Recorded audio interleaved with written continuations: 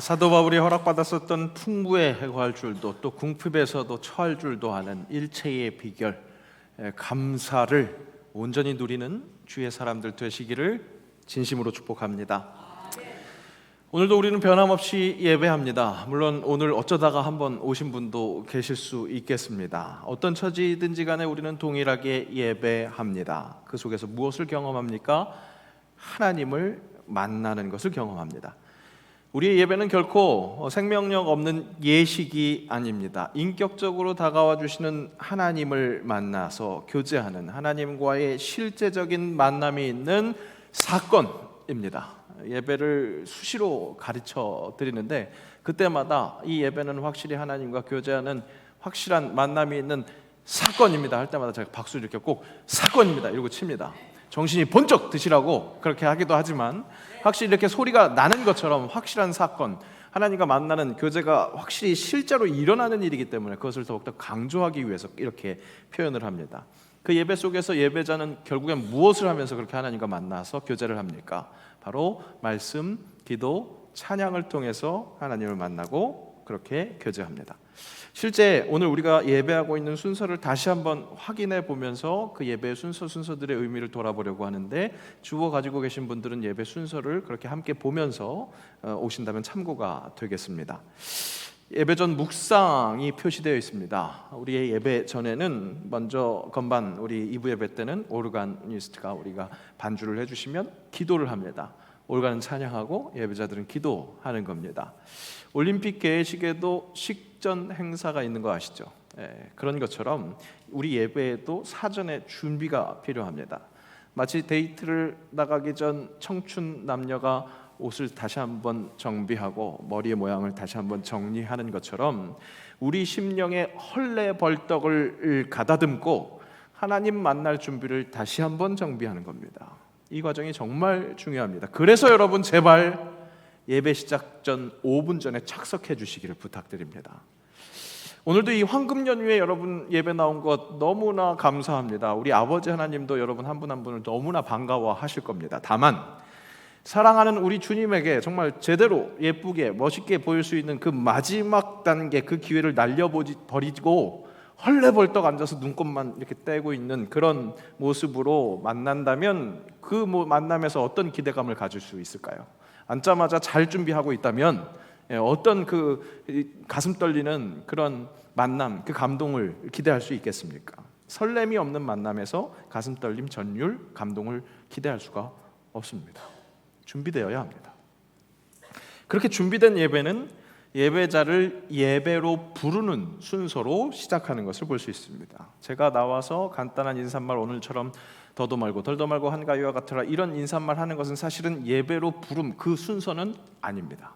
그 순서를 가기 위한 하나의 준비 운동이라고 할까요? 도입이라고 할 수 있습니다. 실전이 얼마나 중요하면 벌써 준비를 2번이나 한 거 확인하셨어요? 예배 전 묵상을 통해서 기도하는 준비를 했고요. 예배 인도자가 나와서 잠깐 인사하는 그 준비를 합니다. 그리고 진짜 실제로 예배가 시작되는 예배로 부름은 하나님의 말씀이 그 순서를 담당하고 있습니다. 우리를 예배의 자리로 부르신 하나님의 음성을 들려주는 겁니다. 여러분에게 다 함께 일어나셔서 우리를 부르신 하나님의 음성에 귀 기울이시라 하는 것은 아무 의미 없는 멘트가 아니라 진짜 하나님이 당부하시는 그 말씀으로 받아들이기 위해서 받아들였으면 하는 마음으로 그렇게 안내해 드리는 겁니다. 진짜 하나님의 음성을 그렇게 귀 기울인다 하는 그 마음을 우리가 갖고 그 순서에 임할 때 오늘 우리를 부르신 하나님의 마음을 느낄 수가 있습니다. 예배의 첫 행위가 말씀에 귀를 기울이는 거, 바로 그것입니다. 그리고 그에 따른 응답의 찬송 올려드리자, 제가 벌써 그렇게 이야기를 했었죠. 오늘도 이 예배 자리에 내 의지로 내 수고로 온 것 같지만 이 예배 자리에 나온 것부터가 실은 불러주신 하나님의 은혜가 선행되었기 때문에 그 은혜에 감격하면서 불러주신 그 하나님의 음성에 저절로 찬송이 나올 수 있기를 바라는 마음으로 우리 모두 예배하는 자 되어 온전히 영과 진리로 주를 예배하자. 주가 우리와 함께 영원히 함께 하시고 마르지 않는 샘물로 우릴 채우시리라. 그렇게 찬양 올려드리는 겁니다. 부르신 은혜에 감격해서 그것에 대한 응답을 올려드리는 거라는 거죠. 시작이 반이라고 벌써 예배 시작에 하나님의 부르심을 받은 자라는 정체성을 가지고 찬양하는 그 순서에서 벌써 예배 반은 우리가 감당을 한 겁니다. 그리고 사도신경으로 신앙을 고백함으로 다시 한번 정체성을 확인합니다. 사도신경 할 때도 제가 어떻게 하는지 혹시 잘 들으셨어요? 예배하는 자의 정체성을 가지고 우리의 신앙을, 사도신경으로 우리의 신앙을 고백하겠습니다. 이 멘트도 그냥 아무 의미 없는 멘트가 아닙니다. 그 예배 제대로 우리가 함께 하자고 초청하는 겁니다. 사도신경을 가질 수 있는 흔한 오해, 이 사도신경은 그냥 하나님께 올려드리는 일반적인 기도와는 구별이 됩니다. 하나님과 나 모든 회중 앞에서 공적으로 나의 신앙, 정확하게는 우리의 신앙을 고백하는 겁니다. 선포하는 겁니다. 공포하는 겁니다. 내가 성삼위 하나님, 삼위일체 하나님을 믿는 신앙을 갖고 있는 사람입니다. 그렇게 만천하에 선포하는 겁니다. 그 마음으로 함께 그 시간을 감당하는 겁니다. 여러분, 사도신경은 외우는 게 아닙니다.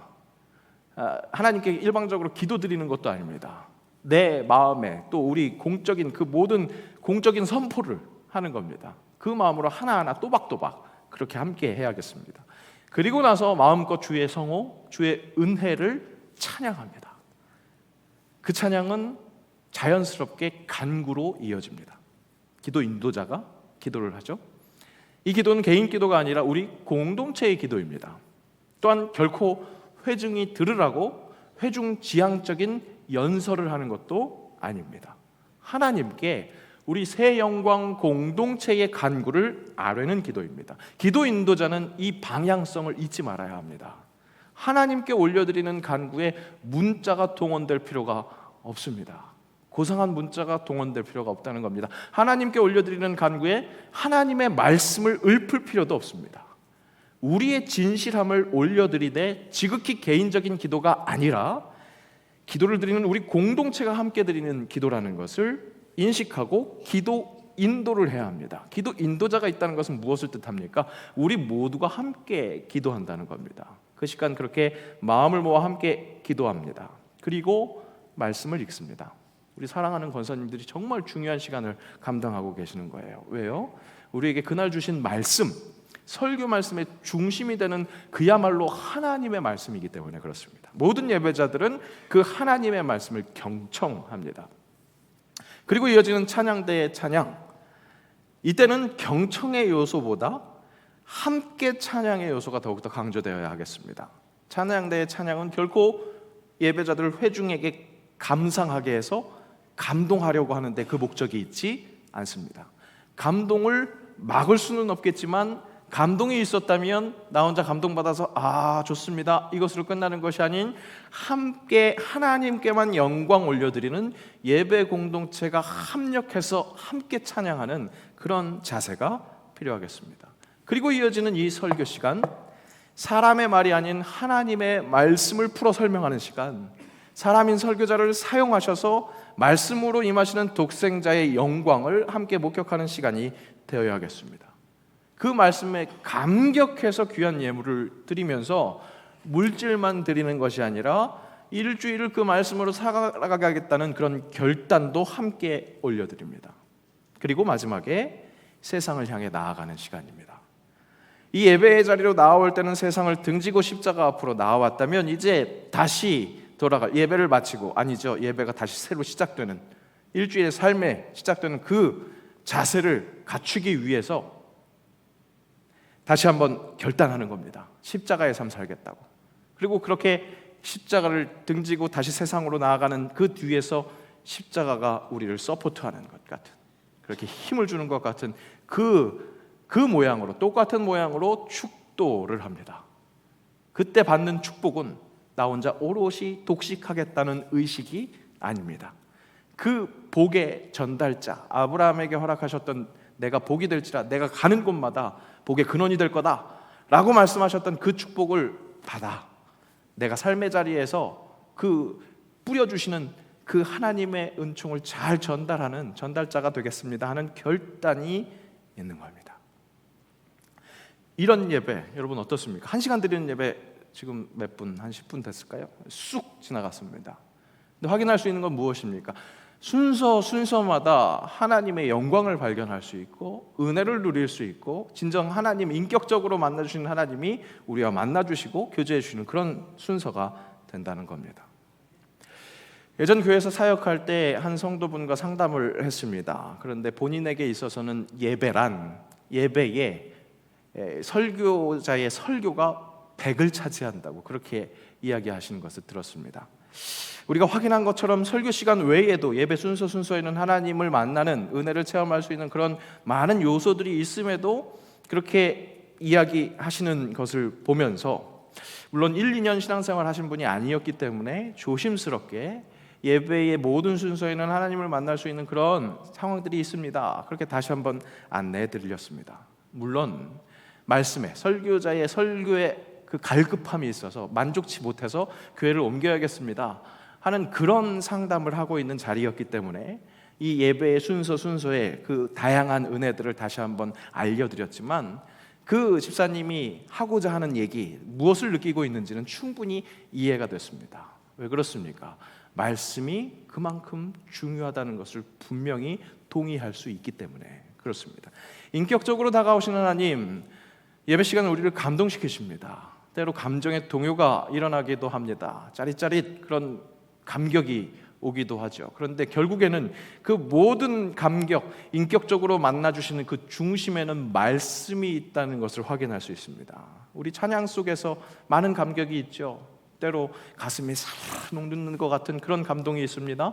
뒷골이 착 땡기는 것 같은 짜릿짜릿한 느낌이 있습니다. 닭살이 쫙 올라오는 것 같은 그런 느낌들이 있습니다. 찬양 부를 때 특별히 그런 일들을 더 많이 느끼실 수도 있겠습니다. 찬양의 곡조와 리듬 그런 모든 것들이 역할을 감당해서 그런 감동을 느끼실 수 있을 터인데 그런데 결국 그 찬양에도 진짜 우리에게 주시는 감동은 어떤 것입니까? 중심에 있는 가사, 결국 말씀을 기반한 가사를 통해서 하나님이 주시는 은혜라는 것을 경험하는 거 아니겠습니까? 오늘도 우리는 어떻게 찬양했습니까?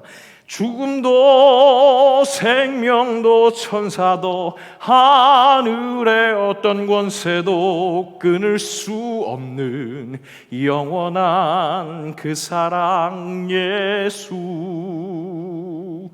찬양 속에 곡조가 있고 리듬이 있고 그것에서 뭔가 짜릿짜릿한 그런 감동이 느낀다고 생각할 수도 있겠지만 무엇보다도 죽음도 생명도 천사도 하늘의 어떤 권세도 끊을 수 없는 그리스도 예수 그분을 증언한 말씀이 있기에 우리에게 감동이 있고 은혜가 있다는 사실입니다. 여러분 그렇습니다. 말씀은 그렇게나 소중합니다. 하나님은 태초에 말씀으로 천지를 창조하셨습니다. 그리고 요한복음에 보면 그 태초 시작부터 하나님은 말씀으로 계셨다 증언하고 있습니다. 그리고 그 말씀이 육신이 되어 우리 가운데 거하신 분이 우리 주 예수 그리스도 그렇게 증언합니다. 그리고 성령 하나님께서 지금 이 말씀 시간에 역사하고 계신다는 사실입니다. 사도 바울은 가는 곳마다 그 말씀의 중심이 되는 사역을 했습니다. 오늘도 데살로니가와 베레아에 가서 말씀 사역하는 것을 다시 한번 확인할 수 있습니다. 17장 1절부터 3절의 말씀을 잘 보면서 제가 설명하는 것을 잘 들어보시기 바랍니다.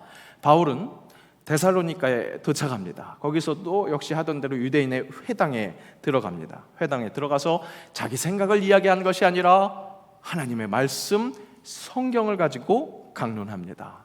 뜻을 풀었다 말합니다. 여기서 뜻을 풀어라고 번역된 헬라어 단어가 열다, 해설하다라는 뜻으로 지난주에 확인했었던 빌립보에 갔을 때 루디아가 복음을 받아들였던 것, 주가 그의 마음을 열었다라고 표현했었던 그 단어와 같은 단어입니다. 그렇습니다, 여러분. 말씀은 사람의 마음을 여는 능력이 있다는 것, 이번 주에도 다시 한번 확인할 수 있습니다. 왜 그런 능력이 있습니까? 사람의 마음이 열리는 능력이 있습니까? 그 말씀이 가리키는 바가 바로 예수 곧 그리스도이기 때문에 사람의 마음을 열 수 있다는 사실입니다. 길이요 진리요 생명 되신 예수 그리스도를 증언하는 말씀이기에 영혼을 사모하는 사람의 마음을 열어 젖히는 그런 능력이 있다는 사실입니다. 사도행전에 나타나는 복을 받는 사람들의 동일한 모습은 모두 다 말씀에 제대로 반응하는 모습을 보여주고 있습니다. 바울 일행이 지금 확인한 것처럼 데살로니가 갔다가 그 다음에 도착하게 된 베레아에 가게 돼서 그 속에서 말씀에 제대로 반응한 사람들, 복된 사람들 역시 똑같이 보입니다. 11절, 12절 말씀 함께 읽겠습니다. 베레아에 있는 사람들은 데살로니가에 있는 사람들보다 더 너그러워서 간절한 마음으로 말씀을 받고 이것이 그러한가 하여 날마다 성경을 상고함으로 그 중에 믿는 사람이 많고 또 헬라의 귀부인과 남자가 적지 아니하나. 특별히 이 베레아에 있는 사람들은 말씀에 대한 열정을 보여줍니다. 진리를 탐구하는 자세를 보여줍니다. 말씀을 취조하는 것 같기도 합니다. 그렇죠? 이것이 진짜 그러한가? 날마다 확인하니까, 그랬으니까 말입니다. 나에게 필요한 말씀을 추적할 수도 있습니다. 그런데 제대로 말씀의 은혜를 받은 사람은 내 중심으로 말씀을 읽고 판단하는 게 아니라 내 중심으로 말씀이 맞나? 그렇게 판단하는 게 아니라 여기서 이야기하는 상고는 말씀이 내 삶을 견인하는 것을 경험하는 겁니다. 그 일이 가능할 수 있도록 먼저 말씀 앞에 내 삶이 취조되는 것을 허용합니다. 내가 말씀을 취조하고 검사하는 게 아니라 말씀이 내 삶을 취조하고 그렇게 검문할 수 있도록 그렇게 허용한다는 겁니다.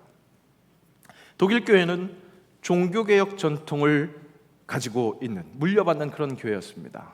그러니까 루터와 많은 종교개혁가들이 진짜 본질로 돌아갈 수 있게 하는 그 종교개혁 전통을 물려받은 교회라면 계속해서 깨어있을 수 있는, 하나님 앞에서 진짜 신실한 영성을 가질 수 있는 그런 교회였습니다. 그런데 그랬던 교회가 1930년, 40년대에 히틀러로 대변되는 나치 앞에서 무기력한 교회가 되었습니다. 굴복하고 부역해버렸습니다.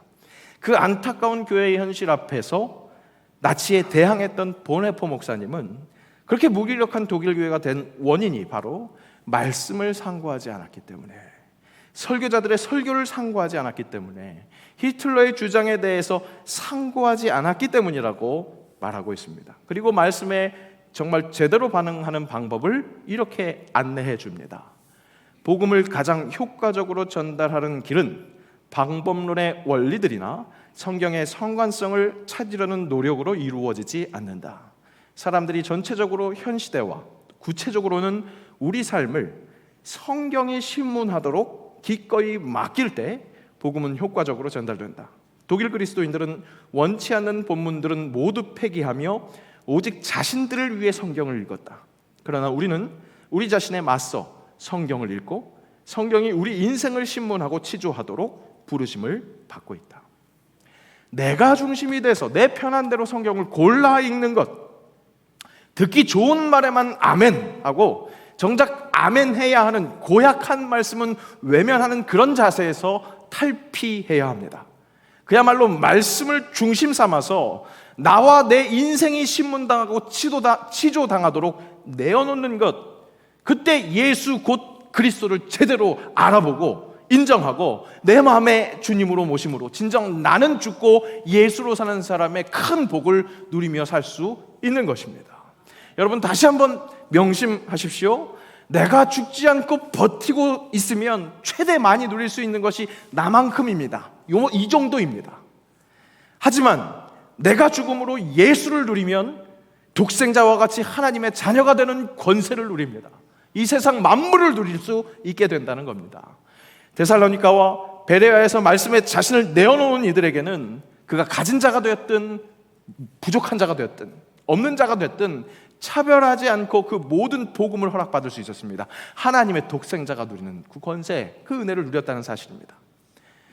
다만 자신이 기준이 되어서 결코 무너지지 않는 견고한 진을 가지고 있었던 유대인들, 말씀을 받아들이지 못했던 그 유대인들은 예수를 그리스도로 수용하지 못하므로 예수를 어떻게 인식했느냐? 다른 임금으로 지칭합니다. 또한 예수를 따르는 이들은 천하를 어지럽게 하는 인물들이라고 거짓 평화 팍스 로마나에게 고발하는 것, 또 고발의 현장이 보여지고 있습니다. 6절, 7절 함께 있습니다. 야손과 및 형제들을 끌고 읍장들 앞에 가서 소리질러 이르되 천하를 어지럽게 하던 이 사람들이 여기도 이르매 야손이 그들을 맞아 들였도다. 이 사람들이 다 가이사의 명을 거역하여 말하되 다른 임금 곧 예수라 하는 이가 있다 하더이다 하니, 다른 임금 곧 예수라 하는 것은 로마 황제 가이사를 신격화했던 그 로마 제국에 다른 왕이 나타났다라고 정치적으로 재고발하는 겁니다. 실제로 예수님께서 사형 집행당할 때 어떤 제목이었습니까? 유대인의 왕, 정치범으로 그렇게 집행당했었던 그 예수를 소환하는 겁니다. 그래서 예수를 따르는 이들도 천하를, 하늘 아래 온 세상을 어지럽게 하는 이들이라고, 자기 중심으로 말씀을 받아들이지 않은 유대인들은 그렇게 예수를 따르는 이들을 고발했습니다. 이 땅에 오신 하나님의 본체를 이 땅에 있는 다른 어떤 임금들과 비슷한 존재로 격화시키기 위해서 애를 썼습니다. 근데 절묘한 건 그들이 이야기했었던 천하를 어지럽힌다라는 그 말에 쓰인 동사 아나스타토우는 뒤집어 놓다, 전복하다 이런 뜻인데, 부활을 뜻하는 아나스타시스와 동일 어근을 사용합니다. 그들은 예수를 믿는 자들을 격화시켜서 이 세상의 그 어떤 존재로 그렇게 설명하고 싶었는데, 그 표현이 부활자, 이 세상에 제한되지 않고 영원으로 연결시켜 주시는 예수 그리스도를 설명하는 또 하나의 표현이 됐다는 사실입니다. 맞습니다. 천하, 하늘 아래에 이생뿐만 갖고 있는 사람들은 예수의 복음이 천하를 어지럽게 하는 복음입니다. 왜 그렇습니까? 이 생 안에서 이렇게 평안하게 사는 것, 이것이 끝인데 영원까지를 이야기하고 있고 영원으로 이어지는 그 삶을 이해하고 함께 가려니까 천하가 흔들리는 것 같은 그런 경험을 할 수밖에 없죠. 바울이 데살로니가에 전한 복음은 확실히 종말론적 메시지였습니다. 이 세상에서의 평안으로 끝나는 게 아닌 영원으로 연결되는 그 신앙이 우리의 신앙이다. 데살로니가에 보내는 편지에서 그 신앙이 여실히 드러납니다. 5장 3절 말씀 함께 있습니다. 그들이 평안하다, 안전하다 할 그때에 임신한 여자에게 해산의 고통이 이름과 같이 멸망이 갑자기 그들에게 이르리니 결코 피하지 못하리라. 바울은 팍스 로마나 지금 평안하다, 안전하다 하는 것이 거짓 평화라는 것을 다시 한번 지적하고 있습니다. 착각이라는 겁니다. 그냥 내 중심으로, 하나님의 말씀도 내 중심으로 편안할 수 있는 그것만 골라 읽을 때 그것이 진짜 누릴 수 있는 평안이 아니라는 겁니다. 그건 착각이라는 겁니다. 내 중심으로 그렇게 편안한 말씀만 받아들이면 예수를 그저 이 땅의 다른 임금 중에 하나, 그렇게 인정하게 되는 겁니다. 그렇게 예수를 써먹을 수도 있겠습니다. 그럼 어떻게 된다고요? 그렇게 써먹는 것, 결국엔 다른 어떤 권력, 그저 요술지팡이 하나 정도로 생각한다면 역시 많이 누려봤자 내가 가지고 있는 이 모습, 이대로, 이 정도만 누릴 수 있다는 겁니다. 여러분, 그거를 누리는 사람들도 거의 소수만이 이 100%를 누릴 수 있고요, 거의 대부분 자기의 조금만 누리며 살아가고 있습니다.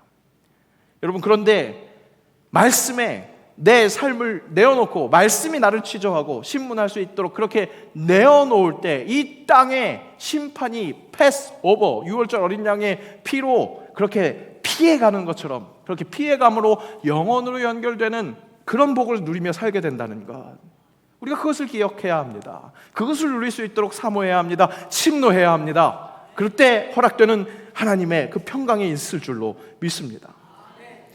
우리 하나님은 결코 우리의 시야로 다 보고 이해할 수 있는 하늘 아래 이 땅의 그 어느 그 존재가 아닙니다. 하늘 아래 다른 임금이 아니라는 사실입니다. 영원까지 연결되어 있는 우리의 인식으로 다 이해할 수 없고 알 수 없는 그분이라는 사실입니다. 얼마 전에 신임 인권위원장 인사청문회가 있었습니다. 혹시 보신 분들 계시는지 모르겠습니다. 국회에서 진화론과 창조론의 대결이 펼쳐졌습니다. 창조론의 신념을 가지고 있는 후보자가 마구 공격을 당하는 상황을 보면서 답답함이 느껴졌습니다. 기독교 신앙을 가진 분이 파상 공격을 당한다는 그 안타까움도 있었지만, 가장 답답한 것은 사람의 주장, 진화론, 창조론 중에 하나는 지성으로 인정이 되고 하나는 마치 미개한 신앙의 부산물처럼 취급하는 인간의 오만함이 안타까웠습니다. 여러분, 론자가 붙는 이론은 사람의 생각입니다. 온 세상 우주 만물을 창조하신 하나님을 알고 그가 만드신 이 모든 세상을 알아가는 것은 과학으로 충분하지 않습니다. 하나님은 과학으로 증명할 수 없는 영역입니다. 오해하지 마십시오. 과학은 결코 신앙과 대척점에 있는 그 어떤 대상이 아닙니다. 광대하신 하나님, 그분이 만든 이 세상을 알아가는데 확인된 데이터를 통해서, 경험된 것을 통해서 확률이 높은 것을 확인해주고 안내해주는 하나의 견해, 인간의 지식일 뿐입니다. 하나님을 아는 절대 권위는 말씀에 있습니다. 도대체 왜 말씀에 나타난 하나님의 창조가 과학으로 증명되어야 합니까? 여러분, 오해하지 마세요. 과학으로 증명되어야 한다고 생각하는 그 순간 하나님을 아는 지식의 최고 권위를 과학에게 넘겨주는 겁니다. 하나님을 아는 지식은 온전히 하나님의 말씀, 그것뿐임을 믿으시기 바랍니다. 창조주 하나님이 우주 만물을 지으셨기에 측량할 수 없는 하나님입니다. 그런데 왜 인간의 옹졸한 지식으로 확인되어야 하고 검증되어야 한다고 생각하는 겁니까? 솔로몬이 하나님을 모시는 성전을 자기 손으로 지어놓고도 이렇게 고백할 수밖에 없었습니다. 함께 읽습니다. 하나님이 참으로 땅에 거하시리이까 하늘과 하늘들의 하늘이라도 주를 용납하지 못하겠거든 하물며 내가 건축한 이 성전이오리이까. 내 편협한 지식에 광대하신 하나님을 어떻게든 가둬두려고 할 필요가 없습니다. 그 넓은 세상, 큰 세상, 과학이 설명해 주는 것에서 이해할 수 있는 부분이 있다면 하나님이라는 그 큰 분을 온전히 증언하고 있는 말씀을 통해서 진리를 깨달아 하는 것, 그것이 우리가 누려야 할, 내 중심으로 말씀을 해석하는 것이 아니라 말씀에 내 삶과 내 존재를 맡겨드림으로 말씀이 나를 취조하고 나를 신문하는 그 은혜를 받는 것, 그 은혜로 결국 이 세상 모든 만물을 누리는 복을 누리며 살아가는 것. 여러분, 말씀은 그렇게 그리스도 예수를 지목하고 있습니다. 결코 그리스도 예수가 또 다른 임금이라고 그렇게 오해하지 않도록 이 세상 모든 만물을 창조하신 하나님의 독생자, 우리를 구원하시는 구주라는 것을 증언하고 있다는 것을 기억하시고 그 말씀 속에서 자유를 얻으시기를 축복합니다. 그리스도를 통해서, 그리스도 안에서, 그리스도와 함께 하나님의 자녀의 권세를 누리는 주의 자녀들 되시기를 주의 이름으로 축복합니다. 기도합니다. 주의 말씀만이 진리를 충만하게 하시는, 허락하시는 유일한 계시인 줄로 믿습니다. 말씀을 통해서 예수가 곧 그리스도이심을 제대로 깨닫고 인정하게 하옵소서.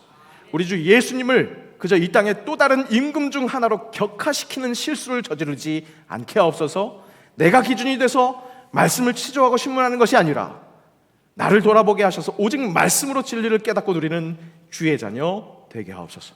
예수를 사는 평화가 얼마나 귀하고 감사한 것인지 전인격적으로 누리는 복된 사람 되게 하옵소서. 예수님의 이름으로 기도합니다. 아멘.